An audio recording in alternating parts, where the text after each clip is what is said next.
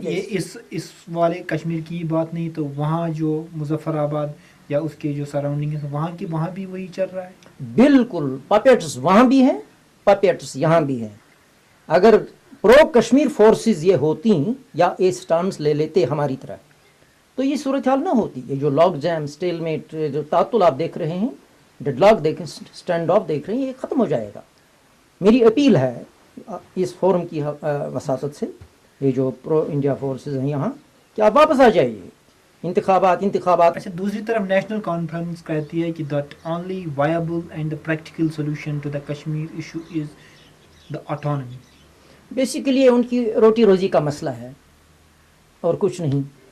ورنہ وہ سمجھتے ہیں کہ dimensions of Kashmir issue have changed, اور اگر یہ مسئلہ حل نہیں ہوتا ہے، اور وہ یہ بات بھی کہتے ہیں کہ اگر اس سے کوئی بیٹر حل نکل آتا ہے تو ہم اس کے ساتھ بھی ہیں. یعنی فی الحال ہمیں روٹی روزی کے ساتھ رہنے دیجیے. پھر جب یہاں مثلا انڈیپینڈنس ڈکلیئر ہوتی ہے یا کشمیر پاکستان کے سپرد کیا جاتا ہے تو وہ کل کہیں گے بسم اللہ ہم اب اسی کے ساتھ ہیں. فی الحال یہ عیاشی میں لگے ہوئے ہیں.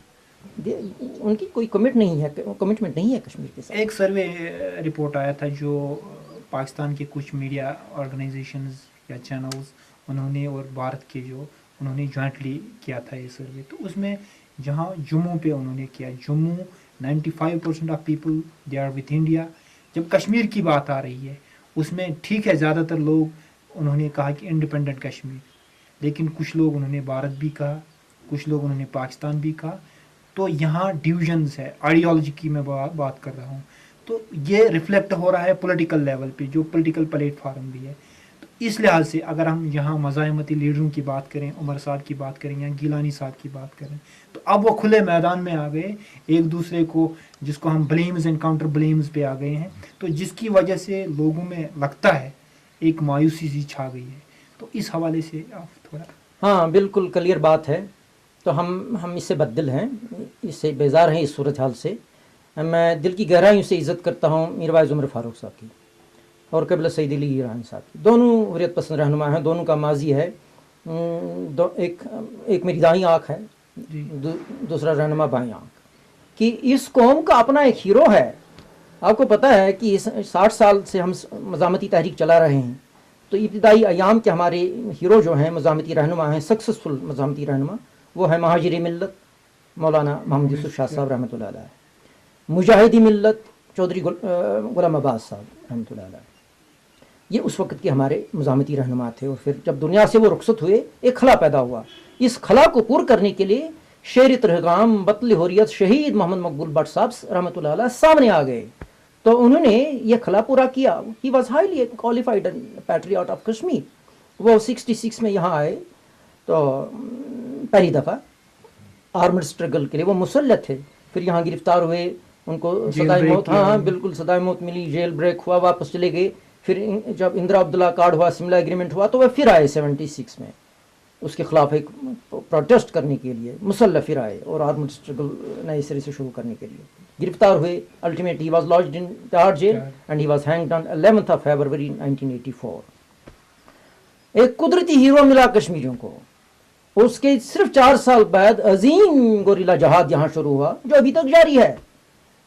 تو عظیم نوجوانوں نے، عظیم مجاہدین نے اس راہ میں اپنی گردنیں پیش کی. اور صرف اس وجہ انہوں نے دیکھا ہم سے زیادہ لکھا پڑھا مقبول بٹ تھا، تو وہ چاہتا تو پاکستان پالیٹکس میں آ کر تو منیمم وہ فارن منسٹر بنتا، میکسیمم وہ پرائم منسٹر بن سکتا تھا. تو اس نے وہ سب کچھ چھوڑ دیا. تو وہ جو چانسز وہاں تھے ترقی کے، تو اس نے اپنے آپ کو کمنٹ کیا. وہ زنجیروں میں پڑا رہا تہاڑ جیل میں، اور وہ جو دار پر چڑھا تو کلمہ طیب ورد کرتے کرتے اور اس رسی کو چوما اور اللہ کو پیارے ہوئے. تو کچھ لوگ اب یہاں کہتے ہیں کہ we have no icon, we have no hero. اب یہ دانشوروں نے یہ بھی ایک بات شروع کی. ایک صاحب کہتے ہیں کہ علامہ اقبال کو آئیکن مان لیجئے. علامہ اقبال ایک ملی پوائٹ ہے، ہمارا ملی فلاسفر ہے.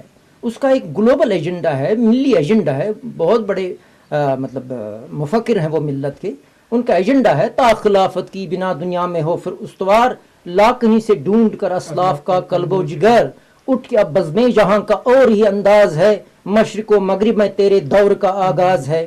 ایک ہوں مسلم حرم کی پاسبانی کے لیے نیل کے ساحل سے لے کر تابخا کے کاشتگر. تو یہ علامہ اقبال کا ایجنڈا ہے. اب ان سے تو ہم نے بھی we have drawn an inspiration from his poetry, لیکن اس کو کشمیر ریزسٹنس موومنٹ میں آئیکن بنانا گویا ایسا ہی ٹھہرا کہ ہم مجاہدین سے کہیں فی الحال اپنی آپ بندوقوں کو صندوق میں رکھیں اور شکوہ اور جوابی شکوہ کو طبلہ اور ہارمونیم میں ٹیگور ہال میں سنائیں. یہ اچھی بات نہیں ہے. تو ہمارے اصل ہیرو کو آپ سائڈ لائن کر رہے ہیں.